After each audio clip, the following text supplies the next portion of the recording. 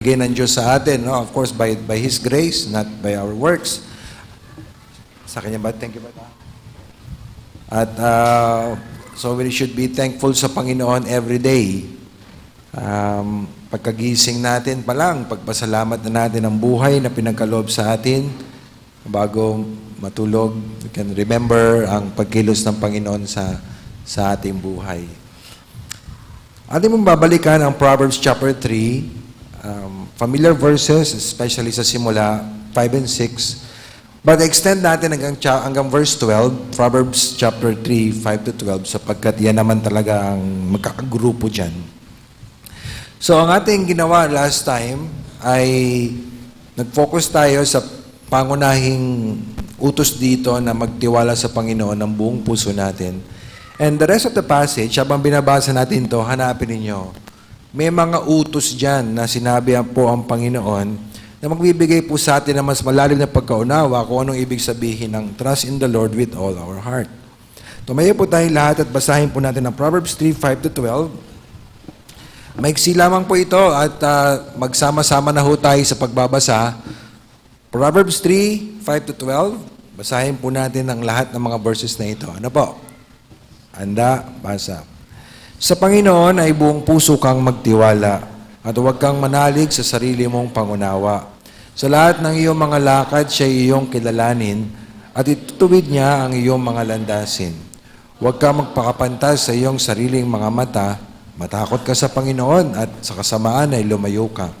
Ito'y magiging kagalingan sa laman mo at kaginawaan sa iyong mga buto. Parangalan mo ang Panginoon mula sa iyong kayamanan at ang mga unang bunga ng iyong ani.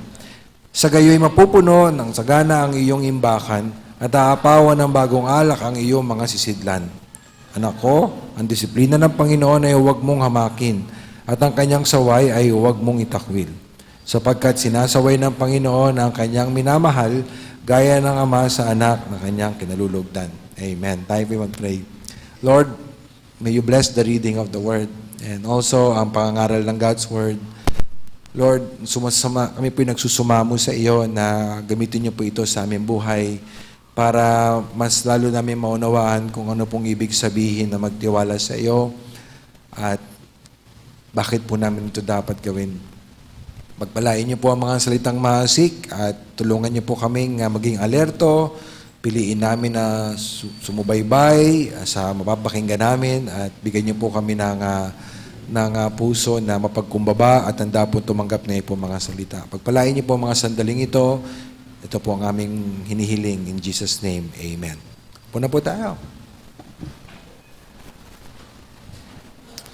Hindi masyadong malinaw sa Old Testament. Pero ayon sa Acts, sa Book of Acts, sa New Testament, si Haring Saul, ang pinakaunang hari sa sa United Kingdom ng Israel, bago kay David.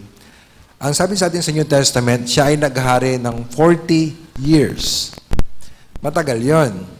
Matagal ang 40 years. Pero pag binasa natin yung nakarecord sa kanya, nakalagay sa Bible about King Saul, bukod po doon sa pagtawag ng Diyos sa kanya, pagpili ng Diyos sa kanya, at yung kanya mga early victories, karamihan sa nakarecord, pansinin niyo po, karamihan sa nakarecord patungkol kay Saul ay negative. Binibigyan pansin yung kanyang pagsuway sa Panginoon. May dalawang kwento na nagpapakita nito. Of course, hindi lang naman yun ang nangyari sa buhay niya sa loob ng 40 years ng kanyang pagiging hari. But that is very interesting na yun ang binigyang pansin sa Bible. Lalo na yung kanyang pagbaliwala sa salita ng Diyos. May isang kwento sa buhay ni Saul na makikipagdigma sila. Pero ang sabi ng Panginoon, bago kayo makipagdigma, kailangan maghandog muna kayo ng alay. Pero hindi kayo pwede maghandog hanggat hindi dumarating si Samuel. Si Saul, maliwanag sa kanya, sinabi ng Panginoon. Pero kinakabahan na siya kasi nababawasan na yung mga tao niya . Natatakot na yung mga tao niya. At yung mga kalaban naman ay nandyan pa at papalapit na. So, nagdesisyon siya. Huwag natin gawin yung sinabi ng Panginoon. Huwag natin antayin si Samuel. Ako na mag-aantog niya. Hindi niya trabaho yung ginawa niya. Parang ang ganda, kumbaga sa tingin mo, siyempre, Pastor, practical na sila kasi gera yan. Kailangan magdesisyon ka mabilis. Pero ang problema, maliwanag ang sinabi ng Panginoon at pagkatapos niya maghandog, dumating si Samuel. Pangalawang kwento na alam natin tungkol kay Saul ay yung utos ng Panginoon na ubusin niya po yung kanilang mga kaaway, yung mga Amalekites. Pero ang nangyari ay natakot si Saul. Natakot ako sa mga tao. Kaya ang ginawa niya, yung mga magagandang uri ng animals, di niya pinatay yun. Ito pa, yung hari, hari nung mga Amalekites, di niya pinatay. So, makita niyo yung pattern sa buhay niya na may sinabi ang Diyos sa kanya, pero meron siyang sariling idea, tinapon niya yung sinabi ng Diyos, ginawa niya yung gusto niya. Alam niyo ba na nagwakas ang buhay ni Saul sa trahedya? Sapagkat unang-una, yung kaharian ay inalis ng Diyos sa kanyang pamilya. Dapat si Jonathan na isang godly man na magiging hari after him.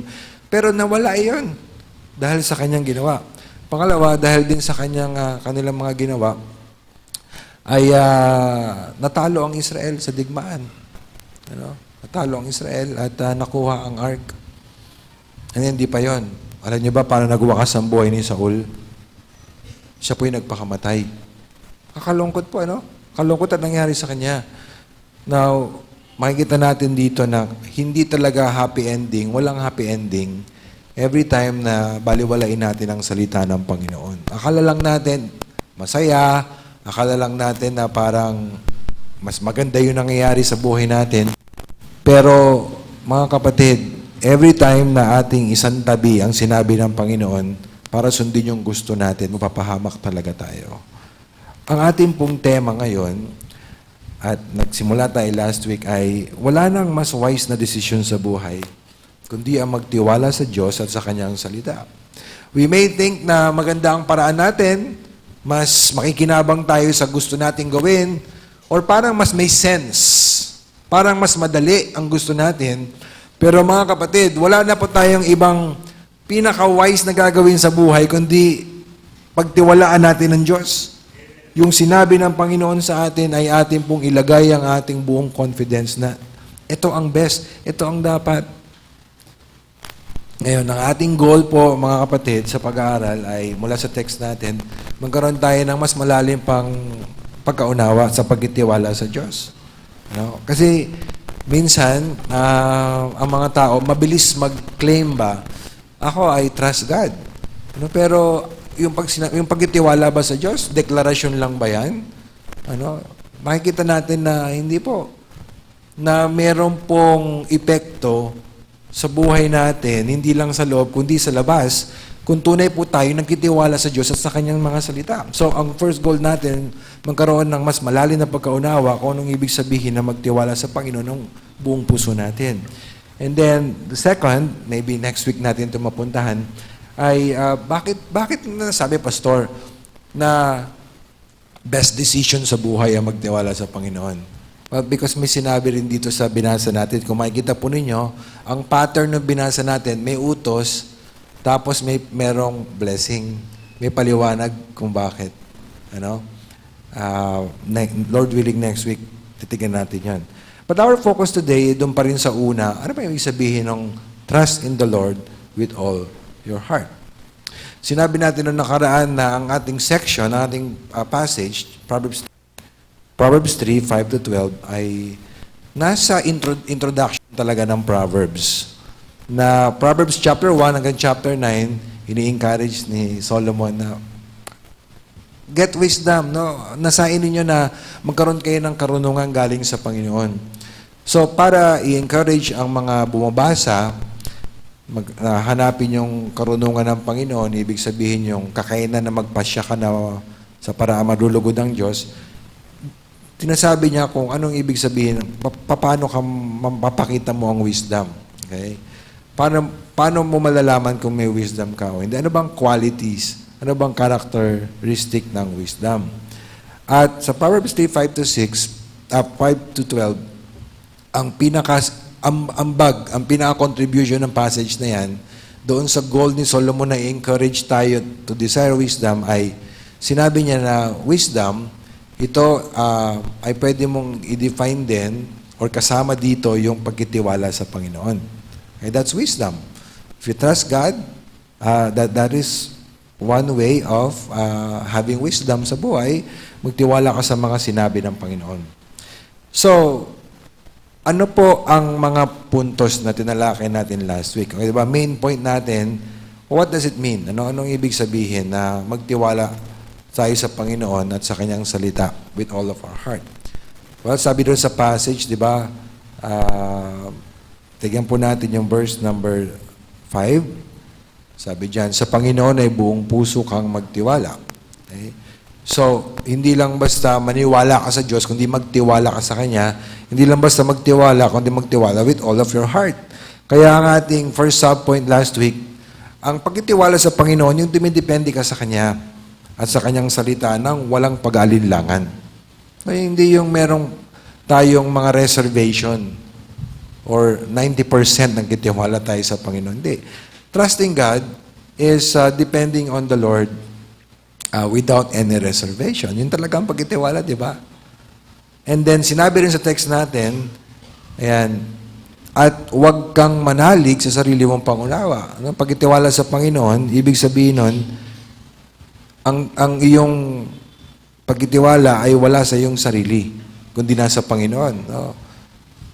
Para mapagtiwala mo ang Panginoon with all of your heart, nakalagay rin sa B, huwag manangan sa sarili mong pangunawa.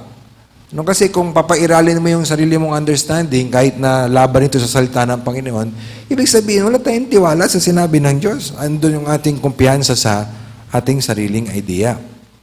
Tapos, kung tingnan natin yung text natin, sinabi rin doon, verse 6, sa lahat ng iyong mga lakad, siya iyong kilalanin. Paano ba magtiwala sa Panginoon? Point C, kilalanin ang presensya ng Diyos at magpasakop sa kanyang kalooban sa lahat ng bagay. All your ways acknowledge Him.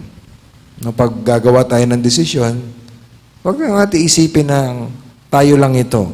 Kailangan palagi nating inatanong, ano po ba ang kalooban ng Diyos sa bagay na ito? And then, if we keep on reading, mababasa natin doon sa text natin, verse number 7, huwag kang magpakapantas sa iyong sariling mga mata. Yung pagtitiwala sa Panginoon, ibig po sabihin niyan ay hindi ka magtitiwala sa sarili mong wisdom. Ang ating point diyan, mga kapatid, point C, point D, ayan, acknowledge yung pangailangan mo sa karunungan ng Diyos. Mahirap na magtiwala sa Panginoon kung hindi naman natin nare-realize na kailangan natin yung wisdom from the Lord. No? Kaya, para mabigay natin yung pagkapahalaga sa wisdom of God, kailangan nating kilalanin na hindi sapat yung kaya natin. Okay. Now, on to the new material tayo. Sa last part ng verse 7, part pa rin ito ng section na yan, trust in the Lord with all your heart. Paano po ba gagawin yan? Well, part of doing that, verse 7, huwag kang magpakapantas sa iyong sariling mga mata, and then, matakot ka sa Panginoon. Matakot ka sa Panginoon. Okay, now, ibig sabihin ng pagkatakot sa Diyos, hindi yung kinakabahan ka, baka patayin ka ng Diyos. Kung hindi magbigay ka ng malalim na paggalang sa Panginoon. Na ang takot mo ay yung makagawa ka ng bagay na ikalulungkot ng Diyos. Reverential fear ang tawag doon. So, bigyan natin ng point E natin. Ano bang sabihin magtiwala sa Panginoon? Bahagi niyan, galangin mo ang Diyos. Ito po, bago sa akin ito, na yung pagtitiwala sa Panginoon, meron palang dimension ng paggalang sa Kanya. So, paano ba magtiwala sa Diyos sa Kanyang salita? Well, kailangan nandun yung iyong paggalang sa Panginoon. Hindi lang tayo inutusan dito na siguro mas maunawa natin sa ganito. Meron tayong mga kaibigan, peers natin, kapantay natin yan. Ano? Nagtiwala tayo sa kanila, pantay lang naman kayo. Ano? So, you can choose to trust yung sinasabi ng kaibigan mo, pantay lang kayo. Pero hindi po tayo tinawag ng Panginoon na magtiwala lang sa kapantay natin eh. Tinawag trust in the Lord. No, tayo po'y tinawag, inutusan na magtiwala sa Diyos natin. Kaya, hindi lang ito, Lord, I trust you, kundi, Lord, I trust you kasi may paggalang ako sa iyo. Meron dimensyon ng respect sa Panginoon. At kung iisipin natin, maaring ito po ang pinakaugat kung bakit minsan hindi tayo nagtitiwala sa Panginoon. Dahil mababa ang tingin natin sa Kanya. Ano? Isipin niyo po yan. Kung mataas ang tingin natin sa Panginoon, kung meron tayong paggalang sa Diyos, magiging mahalaga sa atin ang mga salita ng Panginoon. Yung mga tao na hindi mahalaga sa kanilang salita ng Diyos, yan po ay sintomas lang ng mas malalim na problema na hindi mahalaga sa kanila ang Diyos. Parang sa magulang lang. Kung ang anak talaga mahalaga sa kanila ang magulang, susunod yan. Magbigay galang yan sa sinasabi. Mahirap. May mga bata, sabihin nila, pag Mother's Day, Father's Day, I love you. Pero sa bandang uli, makita mo totoo yun. Pagkatapos ng in between Mother's Days and Father's Days, in between that, doon mo makikita kung totoo talaga yan. Di ba? Di ba mga magulang hindi makatiis, nilinapos doon sa pa-cake ka pa, no? Hindi ka naman sumusunod sa akin. Happy Mother's Day, pero no. But if we really respect our parents, nakikita naman niya, we regard yung words ng mga magulang natin. And same thing sa Panginoon. At mahalaga sa atin, mga kapatid, na kailangan natin maintindihan na ang kasalanan, hindi lang ito pagbaliwala sa nakasulat, kung hindi pagbaliwala sa sumulat sa Diyos, nagbigay sa atin. Hindi ito merely violation ng written rules and principles. Ganito po ang pananaw ng Diyos. Ang bawat kasalanan ay pagkapakita ng kawalang galang sa Diyos. Kasi ang kasalanan, by definition, ay paglabag sa sinabi ng Diyos, di ba? So, lahat ng kasalanan ginagawa natin, ganitong sa likod niyan. Sinabi ng Panginoon, hindi ko gagawin yan. Hindi ko bigyan ng bigat yan. Ito ang gagawin ko. So, tignan natin ang kasalanan, hindi lang, na-violate ko yung sinabi doon. No. We offend a person. We disrespect God every time we choose yung sarili natin over sa sinabi ng Panginoon. Kapag pinipili po natin ang sarili nating paraan kaysa sa paraan ng Diyos, alam niyo po ibig sabihin nun, wala tayong tiwala sa Diyos at wala tayong paggalang sa Diyos. Kahit ano pang gawin natin, ang ating puso, napakadaya niyan. Gusto niya na magmukha pa rin tayong espiritual habang kaliwat kanan natin binabaliwala ang sinabi ng Diyos. May mga tao na, alam mo, talagang malalim sila sa kasalanan, pero dahil kinumbinsin na nila ang sarili nila na okay lang ito, naunawaan to ng Panginoon, walang problema. But pumanig tayo sa Panginoon. Every sin ay hindi pagtitiwala sa Diyos at pagbaliwala po sa Kanya. Now, paano po ba tayo lalalim sa pagkatakot sa Diyos o paggalang sa Panginoon? Paano po ba yan? Gusto natin mag-grow sa pagkalalim sa takot sa Panginoon. Ang sabi po ng Bible dyan, tingnan niyo po, Proverbs 2:5. Proverbs 2:5. Kung magkagayoy, ang takot sa Panginoon, ang takot sa Panginoon ay iyong maunawaan. Okay, chapter 2, encouragement siya, hanapin niyo ang wisdom, higit pa sa kayamanan. So pag hinahanap mo ang wisdom, sabi niya, kung magkagayon, ang takot sa Panginoon ay iyong maunawaan. Gusto mo maging wise sa buhay, makikita mo na kailangan mo palang munang galangin ang Panginoon. Now, tignan niyo po yung parallel. Tingnan niyo po yung kapareha sa second line ng word na takot sa Panginoon. At ang kaalaman sa Diyos ay iyong matatagpuan. Kaparallel po, kaparehas na equivalent, ng takot sa Panginoon ang kaalaman sa Diyos. Apo. Ayan. So, makikita natin dito na ano ang connection po nung takot sa Panginoon at kaalaman sa Diyos. Well, ang connection po niya na ay ganito. Para tayo po'y lumalim sa pagkatakot sa Diyos, kailangan nating makilala ang Diyos. Hindi mo naman gagalangin ang isang taong hindi mo kilala. Di ba? Or at least, ibig ko sabihin, habang mas nakikilala mo ang isang tao, mas nakikita mo, oo nga, no? Dapat palang gagalangin tong taong ito. Ano? So, gusto natin na matuto tayo magtiwala sa Diyos. Katambal niyan, matuto tayo na gumalang sa Kanya. At lalalim ang ating paggalang sa Panginoon pamamagitan ng salita ng Diyos. Sa Proverbs, sa Psalm, wala dyan, no? Sa Psalm 19, dinidescribe doon yung God's Word, the law of the Lord, precepts of the Lord, the judgments of the Lord. Very surprisingly, isa sa mga description doon, the fear of the Lord. Dinescribe ang God's Word as the fear of the Lord is clean, enduring forever. What's the connection? Ano? Well, it's the Word of God ang ginagamit ng Diyos para tayo po'y matutong gumalang sa Panginoon. Ano? Andali Pakiyawin nyo na nga. Para ano na. Opo. Ayan.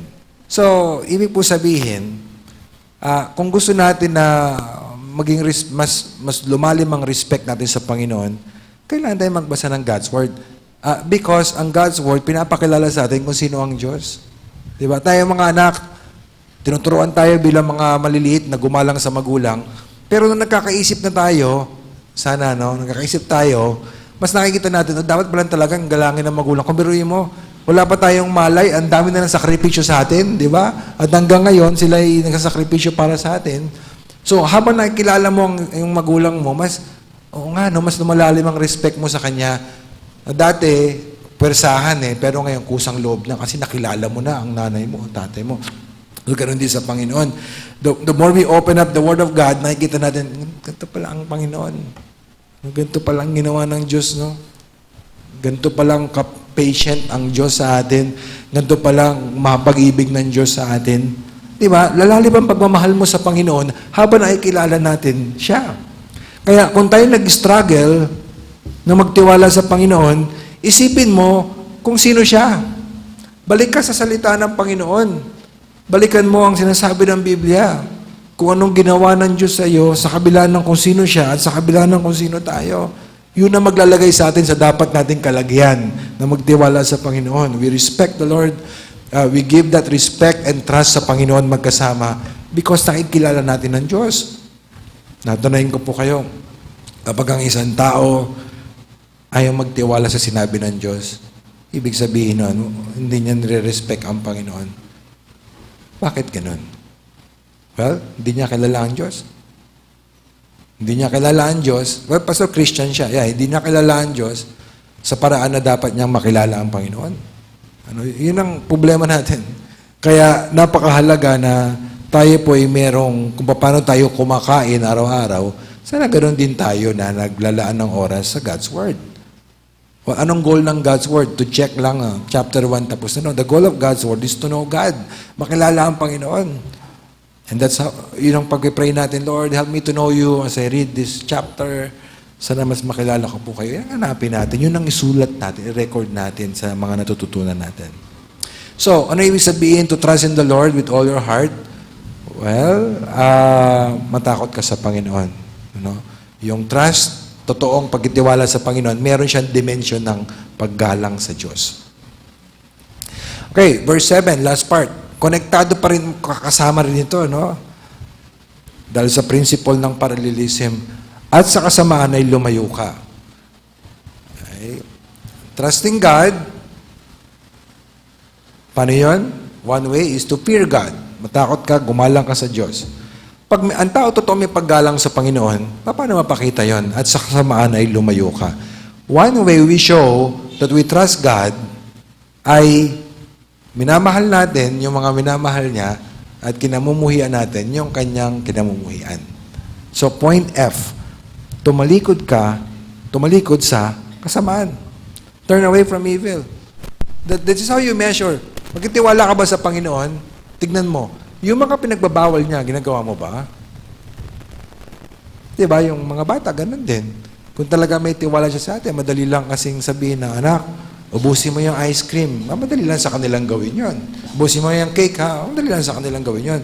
Pero pag ibang pinagawa mo, yung medyo ayaw nila, ligpit mo yung higaan mo, maligo ka na, magwalis ka dito.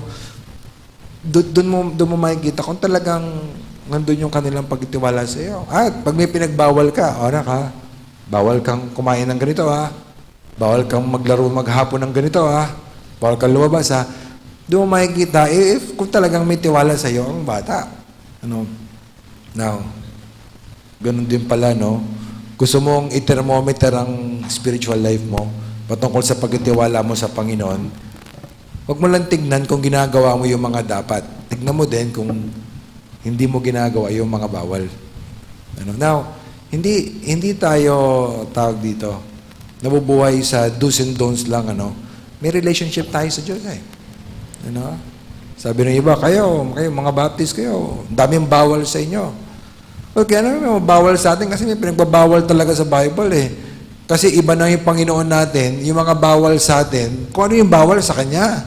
Ganun lang din yun. Hindi natin ikinahihiya na meron tayo mga hindi ginagawa kasi may mga bagay na ayaw ng Diyos na gagawin natin. Hindi mahihiya dyan. Hindi maintindihan ng sanlibutan yan, pero okay lang, ox lang yan. Kasi hindi naman silang maghusga sa atin in the end at mag-reward sa atin kundi ang Panginoon. Na kung may tiwala tayo sa Panginoon, yun nga, mamahalin natin yung mga gusto niya at kamumuhian yung mga ayaw niya. Kagabi, tinanong ko si Nathan, sabi ko, anong masasabi mo dito? If we trust God, we will love what He loves and hate what He hates. Sabi niya. Paano mo na malalaman kung anong gusto ng Diyos at ayaw ng Diyos? Yun ang sinabi niya. That's a good question, di ba? Kung may tiwala ka sa Panginoon, ay hindi mo gagawin yung mga ayaw ng Diyos, mga pinagbabawal niyang kasalanan, so how would you know? Ano to? Kanya-kanya idea na ba tayo? Essay ba to? Kanya-kanya idea kung ano ang gusto ng Diyos at ayaw ng Diyos? Well, hindi po ganon. Madalaman natin ang gusto ng Diyos, the mind of God, sa Word of God. Salita ng Panginoon. Yan ang binigay niya sa atin. At kung mapapansin nyo, yung isa sa pinakasikat na passage patungkol sa Bible, syempre, Psalm 119, pero yung pangalawang sikat patungkol sa Bible, Psalm 19, buwasan nyo lang 100, at mapapansin nyo yun, dinescribe ang God's Word bilang law, testimony, precepts, commandments, and judgment, tapos fear. Pero lahat ng binanggit ko na yon, may karugtong yan sa huli. The law of the Lord. The testimony of the Lord. Precept, commandment, and judgments of the Lord. Ibig sabihin, itong Bible ay salita ng Diyos ito. Sa Kanya ito galing. Dito po natin malalaman kung ano ang gusto niya at ayaw niya. Kasi kung hindi sa Bible, anong alternatibo natin? Kutob? Kutob? Gusto mo magtiwala sa kutob mo? Sa estimation mo sa buhay? Marami nga na-aksidente sa pag-drive kasi nagkamali ng estimate. Pwede pang umovertake, yung pala hindi na pwede. Kung tiwala ka sa kutob mo, mahirap yan. Magtiwala ka sa own understanding, sinabi na nga, lean not on your own understanding. Sa feelings mo, magtiwala ka, bago-bago yan, depende sa mood mo. Depende sa nakain mo o sa hindi mo nakain. Diba? O magtiwala ka sa sinabi ng ibang tao, bakit ano pinagkaiba nila sa'yo? Hindi ka magtiwala sa sarili mo, magtiwala ka sa kapwa mo alabok. Ay, hindi. Anong alternative mo? The Word of God is the best alternative. Na magtiwala ka sa sinabi ng Panginoon. Kasi pag hindi, sigurado yan, papaniwalaan mo kasi nungalingan. So, if we trust God in His words, hindi option sa atin na magkompromiso tayo sa kasalanan. Kung nagtitiwala tayo sa sinabi ng Panginoon, hindi valid option ang kasalanan. Kung may tiwala tayo sa sinabi ng Diyos at sa Panginoon. Kapag nabigo tayo magtiwala sa Panginoon, wala nang ibang mangyayari sa atin kundi magkasala tayo. Kasi ang alternatibo sa sinabi ng Diyos, yung gusto natin, gusto ng iba, ano ba ang kasalanan? Paglabag sa sinabi ng Diyos. Di ba? So, pag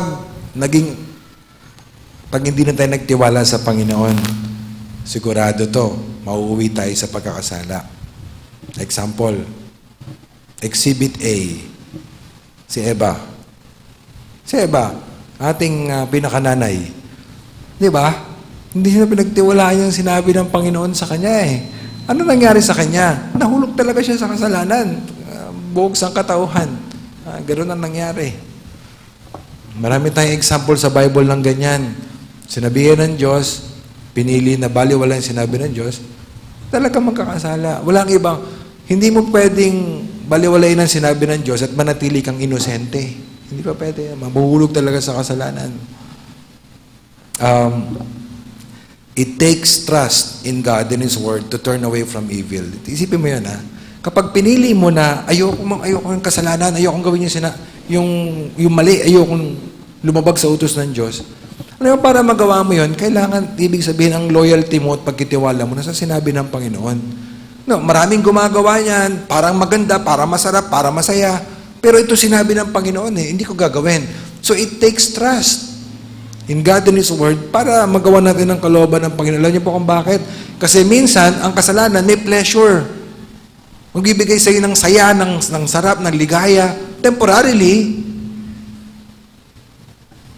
Na minsan naman, kabaligtaran nun, pag sumunod ka sa Panginoon, minsan mahirap. Di ba? Kapag ginawa mo ang kalooban ng Panginoon, hindi yan ika nga bed of roses. May mga sakripisyo yan. Si Jesus Christ, nung ginawa niya ang kalooban ng Ama, nangyari sa Kanya, namatay siya. Not saying lahat tayo mauuwi sa kagaya na nangyari sa Panginoon, but that minsan, obedience involves sacrifice. That's how God tests kung talagang tayo susunod sa Panginoon. So, kaya, kapag pinili mo na huwag magkasala, that is an evidence that you trust the Lord. Kasi minsan masarap ang kasalanan. At minsan mahirap pag sumunod ka. Example, sa ating kultura, naging normal na yung maglalagay ka, bribery, susuhol ka, Sa Bible, pagkabawal po yan ng Panginoon sa Bible. Huwag susuhol. Because pag ginawa natin yan, ang resulta niyan, injustice. Hindi mapapatupad yung dapat. At minsan, may kasama din yan selfishness. So, kapag ikaw, alam mo masama yun, natutukso ka. Minsan, mag-apply ka ng permit. Mag-apply ka ng permit. O kaya naman, nahuli ka ng traffic violation. O para hindi na maabala, o para maging mabilis ang transaksyon, alam mo na. Alam mo nang dapat gawin dyan. Makiusap ka. Pag sinabihan ka na makiusap ka, yun ibig sabihin nun. Pero pag hindi mo ginawa yun, you trust the Lord. Lord, hindi ako talaga maglagay, Lord, pero madidelay, but I trust you. Lord, maglagay dito, mag-seminar daw ako. Di mag-seminar ka kung talaga may violation ka talaga. Kaya mo. Huwag kang sumuway sa Panginoon. Pastor, mahirap, maabala ko. You trust the Lord. Kung talagang violation mo naman yan, talagang ganun. Di ba? Isipin mo, kapag pinili mo na huwag kang mag-jumper, huwag kang magnakaw ng kuryente, pag pinili mo yan, that's a trust in the Lord. Hindi ko gagawin yan. Medyo mahirap kami. But you trust the Lord. This is the situation. Yung mga magbabayad ng buwis, may basa dito, may mga negosyo kayo. Magbabayad ng buwis. Alam niyo naman na sakal na sakal talaga ang mga small businesses sa atin. But, ang iba natutukso na mag-magic. Magicin natin yung para babayaran mo, discounted. Hindi ko alam kami ang mga paraan doon ng lehitimo. But, as far as I understand, meron ka talagang dapat bayaran na eksakto, depende sa iyong business, But so, pagka, medyo malaki kung yun talaga, you trust the Lord. Trust the Lord to bless you as you obey His Word. Minsan may mga Kristiyano na lalagay sa maling relasyon, and then na-realize nila, mali ito. Minsan immoral relationship, adulterous relationship, yung mga ganon. Minsan napasubo na sa unbeliever, Pero na-realize nila mali pala to. But one time, tagal na, counseling, sabi sa akin, Pastor, hindi ko kayang iwan na kasi masasaktan na ang kalooban niya. Well, mahirap talaga minsan ganun. Pag tayo gumawa ng mga hindi natin dapat ginawa, may mga epekto yun eh. Pero as we want to correct yung pagkakamali natin, well, we trust the Lord with the results. Temptation not to share the gospel, di ba? Ayaw mo share ng gospel. Kasi pag share ako, baka di na ako pansinin, etc. Ganyan. Maaari magalit sa akin. But as you trust the Lord, iyaw mo ng resulta sa Panginoon. Pag Kristiyano tayo, dapat ang ating approval na hinahanap, ang Panginoon, hindi yun sa tao. Kaya kung tayo po'y natatakot, kinakabahan, tuwing nababanggit yung nyugan, Pastor, parang kinakabahan ako dyan. Pagkatiwala mo sa Panginoon ang resulta. Baka tayo hindi pansinin, mo na yun. Gawin natin ang kalooban ng Panginoon. Trust in the Lord, at kasama dyan po ay tayo po'y lalayuan natin yung mga hindi natin dapat gagawin. So, are you struggling? Na alam mo, mali itong bagay na ito, alam mo itong kalooban ng Panginoon, pero natutokso kang ipurso itong mali na ito. Well, trust in the Lord. One way you trust the Lord, you show that you trust the Lord, ay gagawin mo yung tama kahit na parang may mawawalan ka, may hirapan ka, masaktan ka. Alright, next, verse 9. Ito, parang unexpected ito, no? Parang hindi nyo makonect unless makita mo na isang unit itong passage natin. Tingnan niyo po, ano pa ang isang paraan ng pagtitiwala sa Panginoon? How do you show that you trust God and His Word? Now, surprisingly, tingnan niyo po yung verse 9. Parangalan mo ang Panginoon mula sa iyong kayamanan at mula sa mga unang bunga ng lahat mong ani. So makikita natin dito mga kapatid, one way we show that we trust God, tayo generous sa Panginoon, sa Kanyang gawain. Point G. How do you show that you trust God? Maging mapagbigay sa Diyos. Magbigay sa Diyos at sa Kanyang gawain. And minsan naisip natin, giving is just giving. No, ang totoong giving is an act of faith. Kailangan mo magtiwala sa Panginoon talaga dyan. Sinabi dyan sa text natin, parangalan mo ang Panginoon, bigyan mo ng bigat, yung same na ginagamit sa honor your parents, no? Bigyan mo ng bigat, ibig sabihin, regard mo ang Diyos bilang importante. That's how we start sa giving. Minsan, nanghihinayang tayo sa binibigay natin, nakakalimutan natin kanino mo tayo nagbibigay. Ang binibigay natin is our great and glorious God, mga kapatid. So, sinabi dyan, parangalan mo ang Panginoon. Maraming ways to do that. Pero specifically dito, mula sa iyong kayamanan. Ayun. Pakita mo na mahalaga sa iyo ang Diyos sa paggamit mo ng iyong yaman. So, one of main ways na isang tao ma-demonstrate na kanyang tiwala sa Panginoon at sa kanyang salita ay sa kanyang giving. Giving is a test of faith. Mga kapatid, hindi lang ito an act that we do, kasi ng church tayo, kasama yon, it's an act of faith. Kung tayo magbibigay sa Panginoon as we ought to, nandiyan talaga ang pananampalataya. Naalala niyo po yung widow? Ang binigay niya sa Panginoon lahat, ang dami niyang kasabay, nagbigay ng marami. Pero ang pinuri ng Panginoon yung nagbigay ng lahat, kahit 5 na lang yan, konti lang. It takes faith to do that.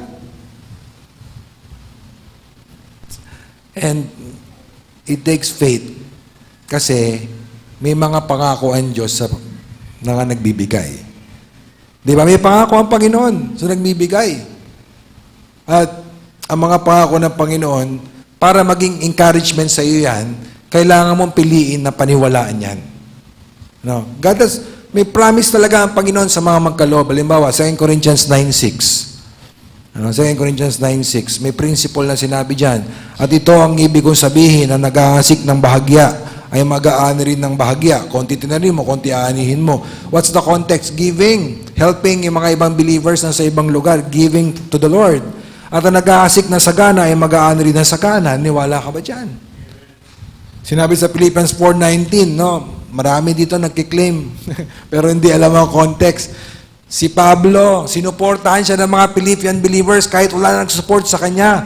At yung promise na ito, and my God shall supply all your needs, ibinigay sa mga taong nagbibigay sa gawain ng Panginoon. Hindi para sa lahat ng Kristiyano yan. at pupunan ng aking Diyos ang bawat kailangan nyo. Kayo na nagbibigay sa gawain ng Panginoon, kayo na faithful, kahit yung iba hindi faithful. At pupunuan ng aking Diyos ang bawat kailangan ninyo. Saan naman siya huhugot niyan, Pastor? Sang bangko? Ayon sa kanyang mga kayamanan, sa kalwalatian kay Kristo Jesus. Kung ganong kayaman ng Diyos, yan ang limitasyon ng kaya kanyang pagpalain. Mga kapatid, kaya ba natin pagtiwalaan yan? No? If we give to the work of the Lord will bless us. He will provide our needs. And then of course, the text natin itself, Proverbs 3:9-10, parangalan mo ang Panginoon mula sa iyong kayamanan at ng mga unang bunga ng iyong lahat mong ani, kasi yun ang kanilang part ng yaman nila noon, yung harvest. Sa gayo'y mapupuno ng sagana ang iyong imbakan at aapawan ng bagong alak ang iyong mga sisidlan. The Lord promises blessings sa mga magkakaloob. Now, of course, kailangan nating ma-realize na hindi lahat ng blessing ng Lord material. Payag ka ba kung sabihin ng Panginoon, sige, bigay ko sa iyo lahat ng material blessing, pero kunin ko lahat ng spiritual. Payag ka? Siyempre, payag tayo maliligtas. Di ba walang kaligtas? That's a spiritual blessing. To be saved is a spiritual blessing. Not to have a changed heart. That's a spiritual blessing. So, it takes faith. Gusto mong sukatin kung may tiwala ka sa Panginoon, tignan mo kung paano ka magbigay sa Panginoon. Diyan mo makita din. At nakikita natin dito rin, mga kapatid, na kalooban ng Diyos na ang God's people magbigay sa gawain ng Diyos. Kalooban ng Panginoon yan. Huwag tayo matitiso dyan, mga kapatid, kasi huwag tayo magkikwentahan, kasi kung magkikwentahan tayo sa binigay ng Diyos sa atin at kaya natin ibigay sa Panginoon, mapapahiya talaga tayo. Mapaya tayo. Nasa Bible at inaasahan na magkakaloob tayo. Tayo yung mga nakinabang sa gawain ng Panginoon. Di ba yung mga misyonary nagpunta dito? Paano ba nakarating dito yan? May nag-ambag-ambag dyan, may nag-support dyan. Bakit may nagagamit na pinabibigay na Bible at tracts? Kasi may mga gumagastos dyan. Minsan, libre natin pinamimigay, pero may gumastos dyan para bumili ng papel, magpatatak niyan. Di ba? May mga gumagastos dyan. So, mga kapatid, yan pong pag-ibigay sa gawain ng Panginoon. Yan po ay kalooban ng Diyos sa mga nakinabang sa gawain ng Diyos. Huwag tayong maghinayang dyan, mga kapatid. Sa Bible po yan. Hindi yan inimbento ng mga leader. Mga kapatid, we are grateful sa inyong support sa amin. Di ba? Pero that is part of that is God's way of sustaining yung ministry. Diba? So, kasi may mga nangangaral na pag may giving, automatically, scam na yun. That is from the Bible. Baka sila, ganun sa kanila. Pero sa biblically speaking, talaga magkaloob tayo sa gawain ng Panginoon. Huwag kayong ma-offend. And that's part of, God's expectation sa atin bilang mga mananampalataya. Part din ng covenant natin sa church. Di po ba? Suportahan ang gawain ng Panginoon. Suportahan din lang yung daluhan, kundi magkaloob po tayo. So, ang binibigay natin sa Panginoon, mamaya, what you will give to the Lord, yan po ay reflection ng tingin mo sa Kanya. Oo. Kung ano man yung bibigay niya mamaya, yan ay, it tells you something about how you view the Lord. Now, syempre, giving, yung po ba nagbigay ka ng 500,000, malaki ba yun? Depende. Kung bilyonaryo ka, nagbigay mo, maliit yun. Di ba? Pero kung yun lang ang pera mo, malaki yun. I'm not saying magbigay kayo ng libo. My point, giving has to be proportionate, according sa binless ka ng Panginoon. Di ba? Iba-iba tayo ng kakayanan. Iba-iba tayo ng kakayanan. Pero sa Bible, may mga example tayo ng mga sobrang dukha na iglesia na nagkaloob pa rin sa gawain ng Panginoon. Hindi ko alam, baka may nakikinig sa atin dito, first time yun ang makinig. Para nagdinegosyo si pastor. This is in the scriptures. Tignan niyo, binasa naman natin sa Proverbs. And tayo na mga niligtas ng Panginoon, we're not offended dito. Kasi kung totoo na we love Him because He first loved us, ganon din, we give because tayo na unang nakatanggap mula sa Panginoon.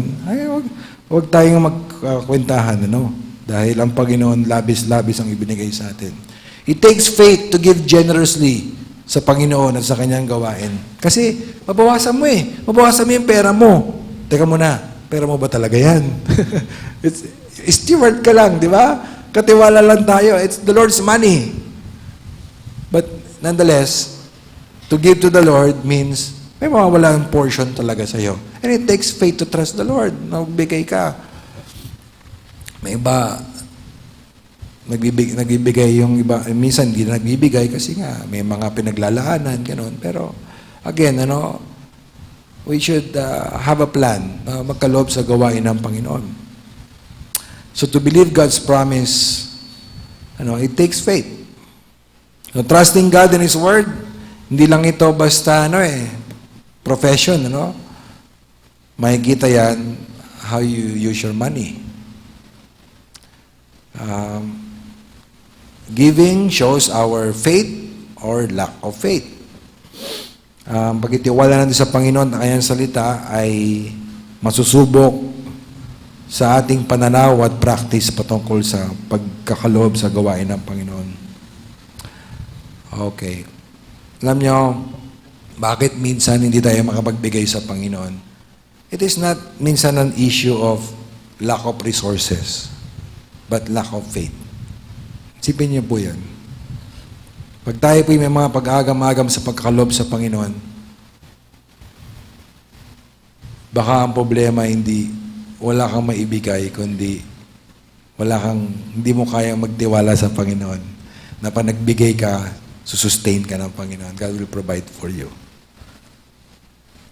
Now, sabi sa 2 Corinthians 8:9, in the context of giving, pag nangihinayang kayo, magkaloob sa gawain ng Panginoon, tandaan niyo po ito. Context of giving, ini-encourage ni Paul, mga taga-Corinto, yung inyong promise to help the other churches, make that good, bigay niyo yan sa Panginoon. Verse 9, sapagkat nalalaman ninyo ang biyaya ng ating Panginoong Jesucristo. Ano yun? Bagamat siya'y mayaman. Yun ang summary ng existence ng Son of God bago siya nagkatawan tao. He was rich sa heaven, worship by angels. Subalit, alang-alang sa inyo, ay naging dukha. Naging dukha, that's a summary of His humiliation. Pagkakatawan tao, pamumuhay bilang tao, suffering and death, upang sa pamamagitan ng kanyang kadukhaan ay maging mayaman kayo.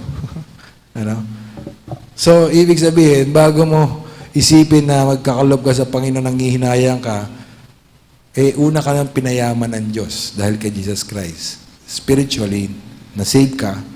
So, huwag tayong magmaramot sa Diyos na naging napaka-generous sa atin.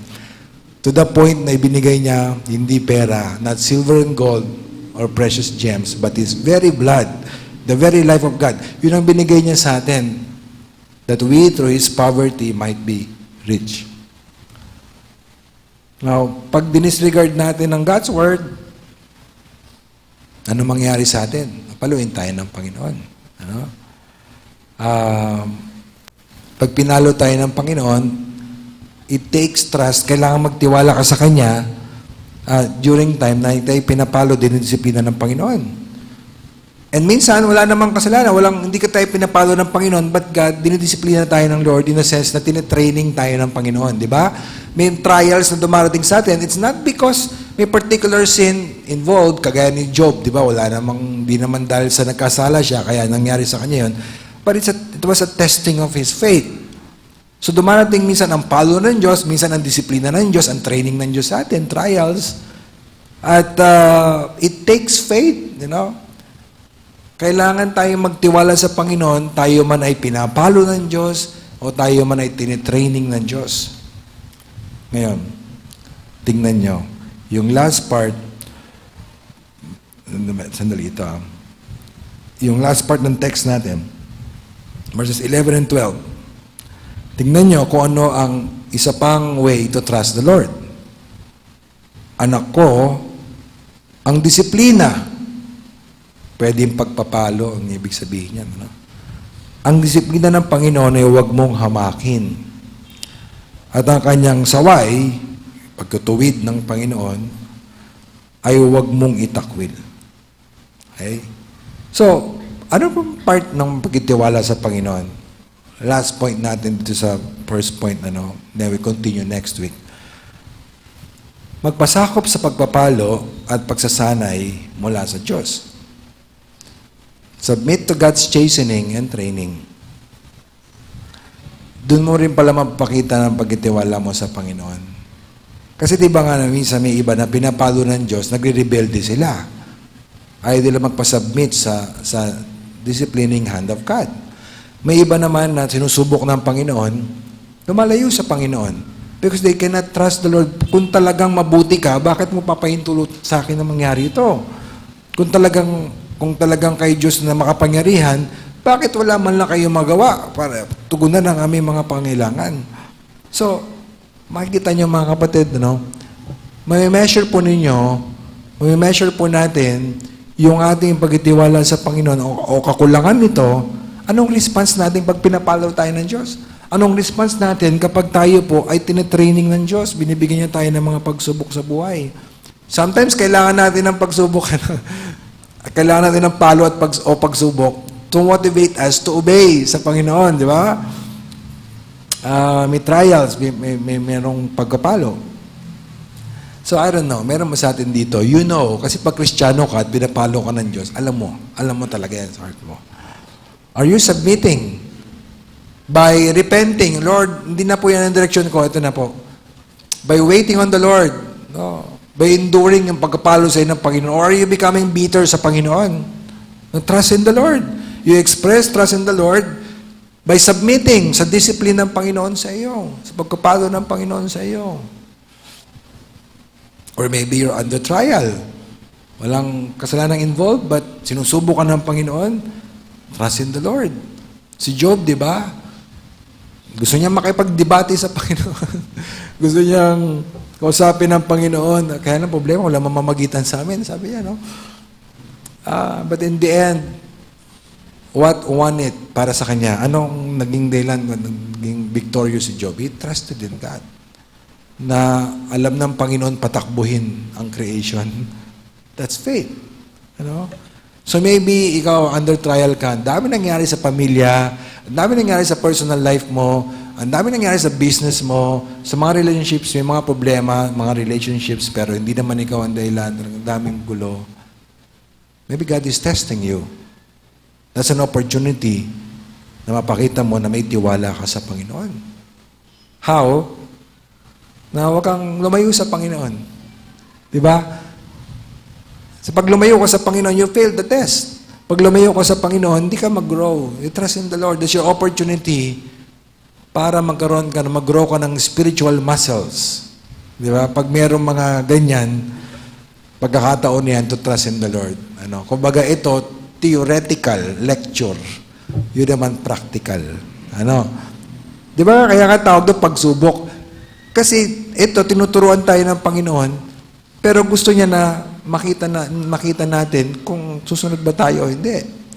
That's our opportunity to do the will of God. Now, as a church, mga kapatid, paano tayo magpapatuloy dito? Well, ito yung ating tema na ang aking goal from time to time within the year, babalikan natin ito, na magtiwala tayo sa sinabi ng Panginoon. That is the best thing na magagawa natin sa mundo na to. Kasi mga kapatid, without the Lord, paano tayo? Ang option natin is to lean on our own understanding. Hindi natin gagawin yun. Let's trust the Lord sa mga kakaharapin natin sa church, mga desisyon na kailangan gawin, mga response na kailangan gawin. We trust the Lord. Kung anong sinabi ng kanyang salita, we look to the Word. Totoong pananampalataya, makikita natin dito na true faith, makikita talaga sa works. Yan ang bunga talaga yan. We reject ang criticism ng mga tao na pananampalataya hindi sapat yan para magligtas. Sapat ang totoong pananampalataya para maligtas. Pananampalataya lang para maligtas. Lisensya yan. Sabi nila, lisensya yan sa isang buhay na makasalanan. Ang totoong pananampalataya, it works. Meron niyang gawa No? We're not saved by works plus faith, or faith plus works. But we're saved by faith, the living faith, ay may bunga iyan na gawa. So do you trust the Lord? Madali lang sabihin, di ba? I trust the Lord. But nakikita ba ito sa ating mga choices, sa ating mga ginagawa? And I would like to call sa church natin to have this unity ng pagkitiwala sa Panginoon and practice. Practice natin yung sinabi ng salita ng Diyos. Magkaisa po tayo dyan. And of course, hindi naman to parang sariling sikap. Kailangan natin ng tulong ng Panginoon. We need to pray na patuloy tayong tulungan ng Panginoon. Na magkaroon ng commitment as a church. Na huwag tayong magbago na kung anong sinabi ng Panginoon, yun po ang ating gagawin sa church o sa personal man po nating buhay. Let's pray. Panginoon, we thank you sa salita ng Diyos na nagtuturo po sa amin paano magtiwala sa iyo. And I pray, dear God, at this time na meron kaming mga responses na kailangan gawin bilang part na aming worship, Panginoon. Bless po, Panginoon, please, ang time na ito of response. Kayo po ang manguna sa amin, Panginoon. Habang tayo nakayukot, nakapikit, mga kapatid, I'm sure may pinangusap sa atin ang Panginoon. Maybe He pointed sa atin ang area ng buhay natin na we do not trust the Lord. Maybe the Lord reminded us na huwag pumunta sa maling direksyon, but instead trust the Lord. Maybe the Lord reminded us about giving. Maybe the Lord reminded us na huwag tayong maging bitter sa Panginoon dahil sa chastening niya, pagpapalo niya, ba't magpasubmit tayo. Maybe the Lord reminded us sa gitna ng trials, na panghawakan mahigpit ang kanyang mga pangako at huwag lumayo sa Panginoon. Invite ko po kayo. Let's all stand, mga kapatid. Tumayo po tayong lahat as we pray. This is part of worshiping the Lord, responding to the Word of God. Ano maging response natin sa napakinggan natin? Mga kapatid, now is the time. Let's pray. Mag-pray po kayo. Maglalaan tayo ng maiksing panahon. Talk to the Lord. And maybe nahihirapan kang pagtiwalaan ng sinabi ng Panginoon. Maybe mabigat ang kapalit na mangyayari kapag sinunod mo ang kalooban ng Panginoon. Now is the time to ask the Lord na bigyan ka ng kalakasan na gawin mo ang tama. One stanza of music and then we will close in prayer.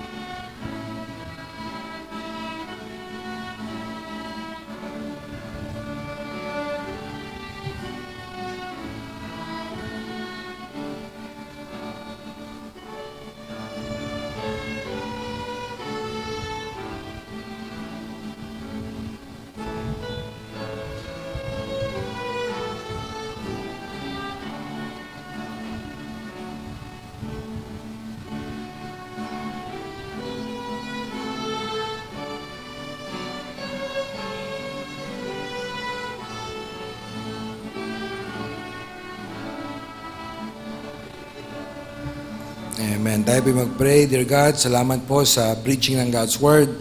Tulungan mo po kami, Panginoon, na talagang magtiwala sa iyo, Lord, as a church and as individual Christians. Ito po ang aming panalangin sa ngalan po ni Kristo Jesus. Amen. Meron po tayo prayer sa giving.